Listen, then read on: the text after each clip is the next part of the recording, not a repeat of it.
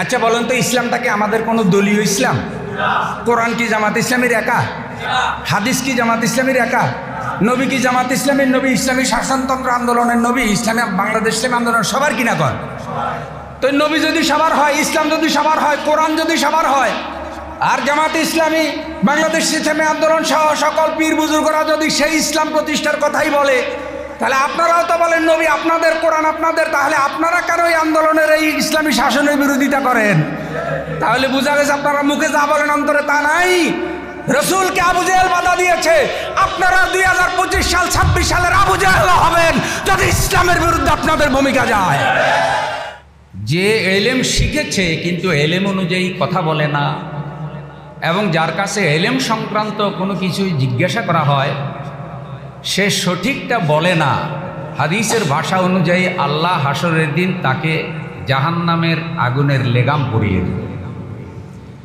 এবং হাদিসে এমন কথাও বলা হয়েছে, কিছু সংখ্যক আলেমকে দিয়ে জাহান্নাম উদ্বোধন করা হবে।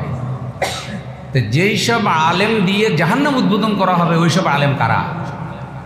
এদের কথাবার্তার সাথে, এদের আচরণের সাথে আবু জেহেলের চরিত্র আর আবু জেহেলদের কথাবার্তা মিলে যায়। প্রশ্ন আসতে পারে, এ যুগে তো আবু জেহেল নেই। হ্যাঁ, এ যুগে আবু জেহেল দৈহিকভাবে নেই, কিন্তু আদর্শিকভাবে এদেশে ডিজিটাল আধুনিক বৈজ্ঞানিক শক্তিতে শক্তিমান বহু আবু জেহেল, আবুল আহাব, ওতবা, সাইবা, ফেরাউন, নমরুদ এখনো জীবিত আছে না নাই? তো সত্যকে স্পষ্ট করে বলে দেওয়া, মোহতারাম হাজরিন, এটা আলেমের দায়িত্ব। ওয়ারাসাতুল আম্বিয়া হিসেবে পৃথিবীতে আলেম আর আসবে না, নবী আর আসবে না, রসুল আসবে না।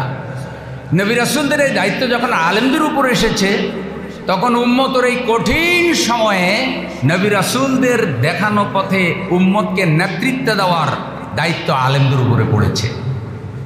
এই পরিবেশে, এই সময়ে কোনো আলেম যদি হক কথা বলতে ভয় পান এবং কোনো আলেমের কথাবার্তা, কোনো আলেমের ভূমিকায় যদি ইসলাম বিরোধী শক্তি উৎসাহিত হয় এবং বাংলাদেশে ইসলামপন্থীদের ঐক্যের যে পরিবেশ হয়েছে, কোনো আলেমের ভূমিকার কারণে যদি সেটা নস্যাৎ হয়, আর যদি ইসলাম প্রতিষ্ঠিত হতে না পারে আলেমের ভূমিকার কারণে, তাহলে এই যুগের আলেম আর ওই বনি ইসরাইলদের ইসলাম বিদ্বেষী আলেমদের মধ্যে কোনো পার্থক্য থাকবে না। আল্লামা সাঈদী রাহিমাহুল্লাহ সমস্ত শক্তির মোকাবেলায় একা সমস্ত ইমানি শক্তি উজাড় করে তিনি সত্য কথা বলেছেন। সেই সংসদের কথা আপনাদের মনে আছে, যেই সংসদে আল্লামা সাঈদী রাহিমাহুল্লাহর সাথে আর মাত্র দুজন ছিলেন।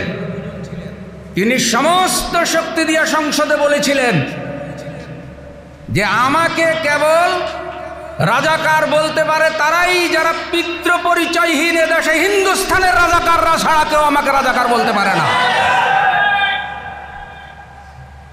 এইসব কারণে জালেমরা তার সাথে দুশ্মনী করেছে। ভারতীয় আধিপত্যবাদের বিরুদ্ধে তিনি সমস্ত শক্তি দিয়ে কথা বলেছেন, নাস্তিকদের বিরুদ্ধে কথা বলেছেন।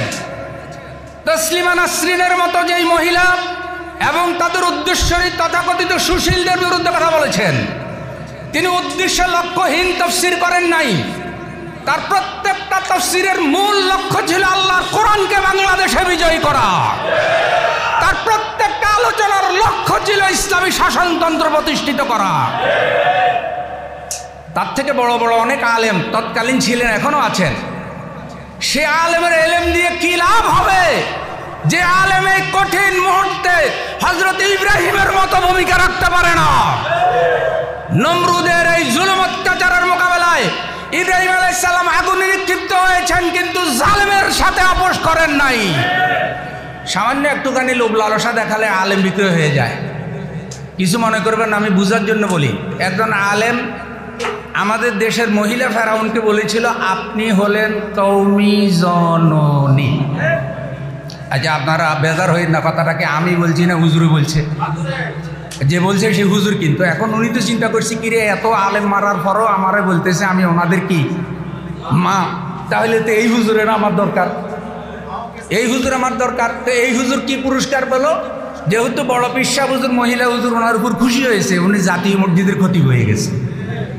এই যে জাতীয় মসজিদের খতিব হয়েছে, এটা কি উনি যোগ্যতা দিয়ে হয়েছে না দালালি দিয়া? এই দালালি কি তিনি ইসলামের পক্ষে করেছে না জালেমের পক্ষে করেছে? এ ধরনের জালেমদেরকে আমরা দেখেছি,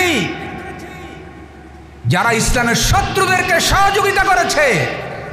বাংলাদেশে এখন যে পরিবেশ তৈরি হয়েছে, সামনে বাংলাদেশের নেতৃত্বে কারা আসবে, আল্লাহ যদি সুযোগ করে দেয় বাংলাদেশের জনগণ সেটা বাছাই করবে। এদেশের সব আলেম, মসজিদের ইমাম, মাদ্রাসার উস্তাদ, পীর বুজুর্গদেরকে ময়দানে এখন হযরতে বেলালের মতো ভূমিকা রাখা লাগবে। আমরা প্রতিবাদ জানাই সেই জুলাই সনদের, যেই জুলাই সনদে এদেশের বহু মসজিদের ইমাম মুসল্লি নিয়ে প্রতিবাদ করেছে, আহত হয়েছে, বহু মাদ্রাসার ছাত্র জীবন দিয়েছে, বহু আলেম ওলামারা বক্তারা ময়দানে দায়িত্ব পালন করার পরেও জুলাই এই সনদে আলেমদের এবং ইসলামপন্থীদের কোনো স্বীকৃতি দেওয়া হয় নাই। এগুলি ইতিহাসের সাথে বিশ্বাসঘাতকতা। বাংলাদেশের প্রতিটি বড় বড় আন্দোলনে আলেমদের ভূমিকা আছে, কিন্তু আলেমদেরকে অবমূল্যায়ন করা হয়, ইতিহাস বিকৃত করা হয়। এবার আলেমদেরকে রুখে দাঁড়াতে হবে সেই সব ষড়যন্ত্র। মনে রাখবেন, আপনারা তো সবাই জানেন যে যার সাথে যার ভালোবাসা তার সাথে তার হাসর। যেটাকে আজকে শুনছেন না আরো শুনছেন। এখন যাদের ভালোবাসা হবে গম চোরের সাথে, রড চোরের সাথে, সিমেন্ট চোরের সাথে, চাঁদাবাজের সাথে, দখলবাজের সাথে যাদের ভালোবাসা হবে, সে যদি আলেমও হয় তাহলে চাঁদাবাজদের সাথে তার হাসর হওয়ার সম্ভাবনা আছে না নাই? পুরো আলেম কখনো জালেমের পক্ষে, চাঁদাবাজের পক্ষে, সন্ত্রাসের পক্ষে, দুর্নীতিবাজের পক্ষে কোনো ভূমিকা রাখতে পারে না। তাহলে সে আর সঠিক আলেম থাকবে না। কেতমানে এলেম, এলেম গোপন করার অপরাধে অপরাধী হবে। উম্মতের এই কঠিন সময়, বাংলাদেশের এই সিদ্ধান্ত নেওয়ার এই উপযুক্ত সময়ে সকল মাসলাকের আলেমরা এখন এক হচ্ছে, পীর বুজুর্গরা এক হচ্ছে। হক্কানি আলেম যেমন আছে, হক্কানি মুনাফিকও আছে না নেই? হ্যাঁ, যেই হক্কানি পীর যেমন আছে, হক্কানি আলেম যেমন আছে, হক্কানি মুনাফিক আলেমকে, যার মধ্যে মুনাফিকের সব বৈশিষ্ট্য পাওয়া যায়। রাসূল সাল্লাল্লাহু আলাইহি সাল্লাম বলছেন, কানা মুনাফিকান খালেসা, একেবারে ইখলাসওয়ালা মুনাফিক। ইখলাসের সাথে কি? আল্লাহ আমাদের সকলকে হক্কানি ভূমিকা রাখা এবং এই জাতির নেতৃত্বে যেন ইসলামপন্থীরা আসে। শুনেন একটু কথা ভাই, শেষ করে দিই। আচ্ছা বলেন তো, ইসলামটাকে আমাদের কোনো দলীয় ইসলাম? কোরআন কি জামাত ইসলামীর একা? হাদিস কি জামাত ইসলামীর একা? নবী কি জামাত ইসলামীর নবী? ইসলামী শাসনতন্ত্র আন্দোলনের নবী, ইসলামী বাংলাদেশ ইসলামী আন্দোলন সবার কিনা কর? তো নবী যদি সবার হয়, ইসলাম যদি সবার হয়, কোরআন যদি সবার হয়, আর জামাত ইসলামী বাংলাদেশ ইসলামী আন্দোলন সহ সকল পীর বুজুর্গরা যদি সেই ইসলাম প্রতিষ্ঠার কথাই বলে, তাহলে আপনারাও তো বলেন নবী আপনাদের, কোরআন আপনাদের, তাহলে আপনারা কেন এই আন্দোলনের এই ইসলামী শাসনের বিরোধিতা করেন? তাহলে বোঝা গেছে আপনারা মুখে যা বলেন অন্তরে তা নাই। রসুলকে আবু জেহেল বাধা দিয়েছে, আপনারা 2025 সাল 26 সালের আবু জেহেল হবেন যদি ইসলামের বিরুদ্ধে আপনাদের ভূমিকা যায়। নারায়ে তাকবীর। আসসালামু আলাইকুম ওয়া রাহমাতুল্লাহ।